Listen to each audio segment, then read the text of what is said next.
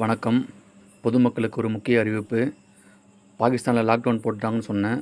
உண்மைதான். பாதி அளவுக்கு லாக்டவுன் தான் போட்டிருக்காங்க. ஒரு சில விஷயத்துக்கு மட்டும் இதற்கு அவங்க ஸ்மார்ட் லாக்டவுன்னு பேர் வச்சுருக்காங்க. அதாவது உணவகங்கள்லாம் 10 மணி வரைக்கும் தான் திறந்துருக்கணும். மசூதிகள்லாம் 8 மணிக்கெலாம் மூடிடணும். அந்த மாதிரி சில கட்டுப்பாடுகள் வச்சுருக்காங்க. இதற்கு என்ன காரணம்னு எல்லாருக்கும் தெரியும். மத்திய கிழக்கில் நடக்கிற அந்த பெரிய பிரச்சனை தான். ஒரு மாதம் ஆகியும் இன்னும் முடிவுக்கு வரல. இதை விட பெரிய விஷயம் என்னென்னா, இந்தியாவிலையும் லாக்டவுன் போட வாய்ப்பு இருக்குன்றாங்க.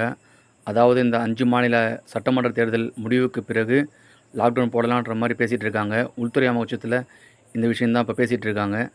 இந்த காணொலி நான் இப்போ எதுக்காக பதிவிடுறேன்னா, இப்போ எலெக்ஷன் நடக்கிறதுனால எல்லோரும் பெட்ரோல் டீசல் போட்டுட்டு காரு பைக் எடுத்து சுற்றிட்டு இருக்கீங்க. அது பெரிய தவறு. எவ்வளோ சிக்கனமாக இருக்கணுமோ அவ்வளோ சிக்கனமாக இருந்துங்க.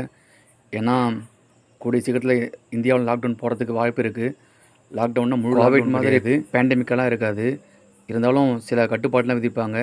தேவையில்லாமல் வெளியே போகக்கூடாது. பைக்குக்கு இவ்வளோ தான் பெட்ரோல் போடணும், காருக்கு இவ்வளோ தான் பெட்ரோல் போடணும் அப்படின்ற சில கட்டுப்பாடெலாம் போடுவாங்க. அதனால் மக்களே கவனமாக இருங்க, சிக்கனமாக இருங்க, தேவையில்லாமல் செலவு பண்ணாதீங்க. உலக பொருளாதார நிபுணர்கள் பலரும் இந்த சண்டையை பற்றி என்ன சொல்கிறாங்கன்னா, இன்னும் ஒரு 20 நாள் நீடித்தா கூட உலக பொருளாதாரமே ஸ்தம்பித்து போயிடும். எதுக்கு இந்த தேவையில்லாத சண்டையை வளர்க்குறாங்கன்னு கேள்வி கேட்குறாங்க. இன்னும் ஒரு வீடியோவில் உங்களை சந்திக்கிறேன். அது வரைக்கும் உங்களிடம் விடைபெறுவது உங்கள் இளங்கோ. வணக்கம்.